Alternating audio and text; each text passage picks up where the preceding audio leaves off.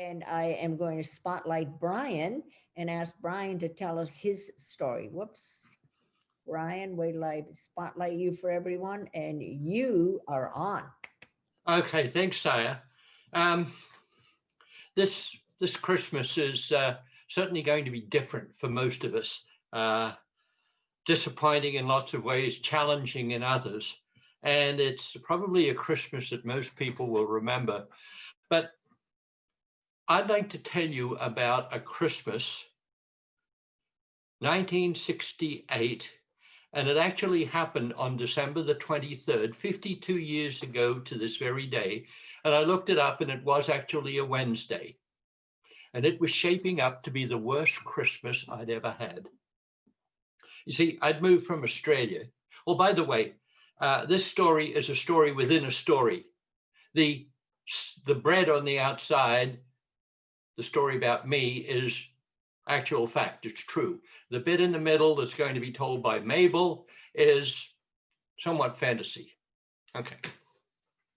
Anyway, I had moved here in 67, and I was given some board with Ken and Mabel Ford. They lived on Gregory Street in Brampton, and they took me in as their son. And everything they did, they let me do with them. They'd go visiting relatives. I had Christmas with them and their family, and I was one of them. And it made me feel good being away from home, being able to do that. But the following summer, I moved out, and I moved into a tiny basement apartment on number 39 Mill Street South in Brampton. It was small. And I had a permanent job teaching at Ridgeview School, and I made quite a few friends. But when Christmas arrives, those friends that you have, well, some of them were going home to their spouses, others were traveling with their parents, other young couples were going to escape and head to the Caribbean or to Florida for a couple of weeks, which left me on my own. And I was lonely, and I was sad, and pretty soon that turned to bitterness. I started to question Christmas. It was just this gimmick to have people spend more money, and it was just awful. It should be banned. It should be not allowed whatsoever, and the people who promote Christmas should be put up against the wall, whatever. But you see, I'm a Scorpio, and I couldn't hold all that bitterness within. I had to share it with somebody.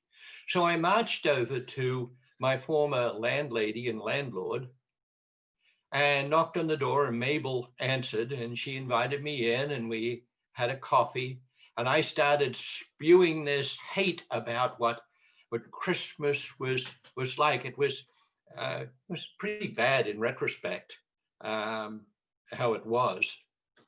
Well, surprisingly, I wanted a fight. I was itching for a fight, for an argument with Mabel, but instead, she decided to tell me a story. She ignored me and said, "I'd like to tell you about a Christmas I once had." Said it was when I was a small child. We were living in Arthur, Ontario. My mother and I, my dad was around, but he was away a lot of the time. I think he was off earning money, but he wasn't there this Christmas. And I remember waiting for my grandfather, my mother's father, to come pick us up to take us to the farm for Christmas. And I can still see it waiting. And then grandfather's horse-drawn sleigh with the bells on its harness pulled up, and we jumped in, and I got underneath that buffalo blanket, and I was just warm all the way, and we headed off towards the farm, down towards Grand Valley. And on we went, beautiful winter wonderland. And we got to the farm. I just jumped out and ran into the house, and there was Grandma. And the smells, I can to this day remember those smells, and the smells and the warmth of Grandma. And I hugged her, and she hugged me. We had a wonderful time. We had lunch, and we talked, and later we had a lovely meal. And we went outside on Christmas Eve, and we stood around a tree in which Grandfather had put some candles, and we sang some carols. And then I was taken inside, and put to bed. Tomorrow would be Christmas Day. I'll tell you, she said, I was excited. I was really excited about this. Tomorrow's Christmas, and I'm spending it with Grandma and Grandpa. This is wonderful. I couldn't get to sleep, she said. So I decided I needed a glass of water. So I got out of bed and started creeping towards the stairs, and I heard crying. And it was my mother. She was crying. So I stepped a little closer down the stairs, and I heard her saying, oh, Mum, I don't know what to do. We've got no money. There's barely enough money for food and for firewood to heat the house. I haven't been able to afford to buy a gift for Mabel. There's just nothing. She's going to be so disappointed. And I know there was a pause, and then it was my grandmother said to her, don't worry, dear. Mabel will be taken care of. Well, I went back to bed wondering what this was all about. I went to sleep. I woke up. It was Christmas morning, and I couldn't care about the cold floors. I just got up in my bare feet, and I just rolled down those stairs and into the living room to where there was a small tree, and there was a gift in the corner. It was a stocking, a big red stocking. Now, Grandma had heard me come down, and she came in and sat in a chair, and she said, Mabel, that stocking's for you. Grandma, thank you. And I reached in, and there was this beautiful, huge, shining red apple. Now, I knew it came from my grandfather's farm, from his orchard, but it was just perfect. It was beautiful. And I knew how it would taste, and I could see and feel the juices running down my chin. I reached in again, and there was an orange. And, well, I know he didn't grow that, but they must have bought some at the store in Grand Valley or in Arthur. It too was perfect. It was great. Oh, thank you, Grandma. This is wonderful. These are wonderful gifts. And Grandma said, no, there's more. Reach in again. And I reached to the very bottom of the stocking, she said, and there was something soft and small. And I pulled it out, and it was a red scarf, a red silk scarf. And I looked at Grandma, and she said, Mabel, this is my scarf. My grandmother gave it to me, and one day I'll give it to you. But today you can have it, but just for the day. You can do whatever you want with it today, but I will want it back at the end. This was wonderful. I looked at that scarf, and suddenly I put it over my head and made a scarf. And I was a lady having morning tea at the Timothy Eaton store way down in Toronto. Or if I put it over my arm, I was a waitress at that big hotel, the Royal York Hotel in Toronto, with all the important people there. And it went on for the rest of the day. I put it around my head again, and I was that aviatrix. Her name was Amelia Earhart, who flew across the Atlantic on her own. Or perhaps I was Florence Nightingale, that nurse who helped soldiers during that war way back in Europe. I was a cowgirl with my 6 guns. I was a bank robber. I was with that man named Clyde in his car, and we used to rob banks. Oh, we just did wonderful. I was a wounded soldier, and that scarf was a piece of cloth that was covered with my blood. I was climbing the barricades at the Bastille in Paris, urging the people, my friends, to keep on attacking. It was just absolutely wonderful. I was lost for the whole day in these thoughts and mind games and imaginary people that I could be. I know that later in the day, my uncle and aunt and their children, my cousins, came over, and they each had their own toys. But, you know, I think that they were actually envious of me with that. It was a wonderful, wonderful day.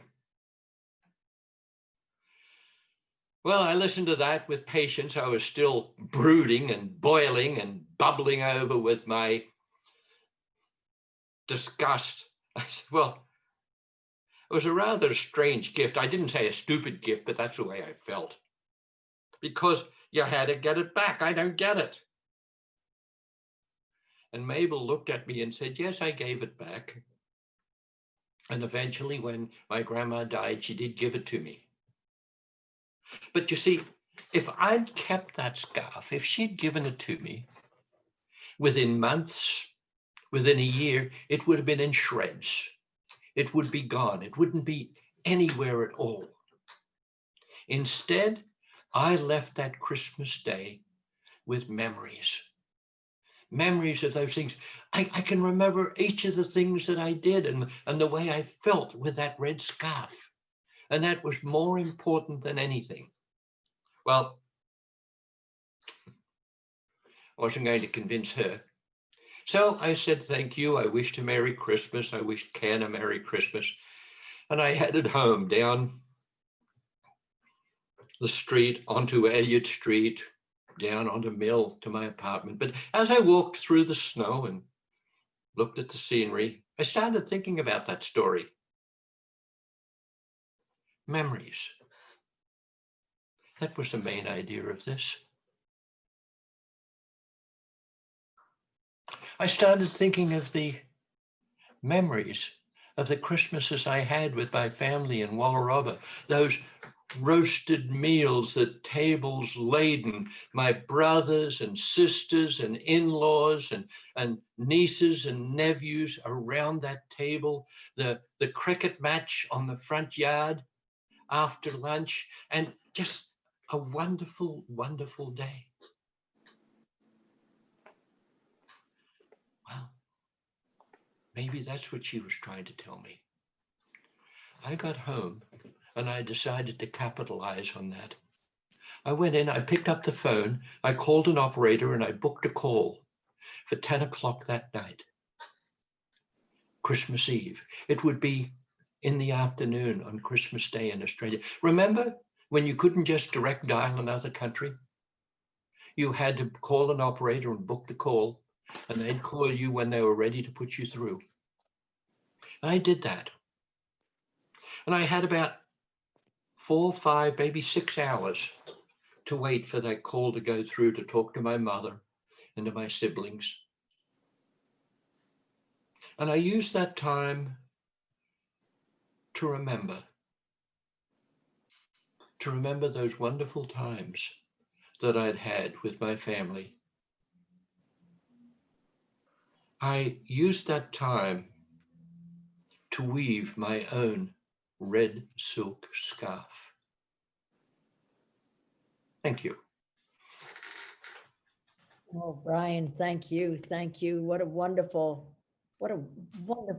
woman to tell you a story like that. But you know what, Brian, what's impressive is that you heard the story. You know, that's the big thing, right? And you built on that. That's yeah, another story with a lovely kind of theme that we can all learn by. That's great. Thank you very Thank you. much. Thanks a lot.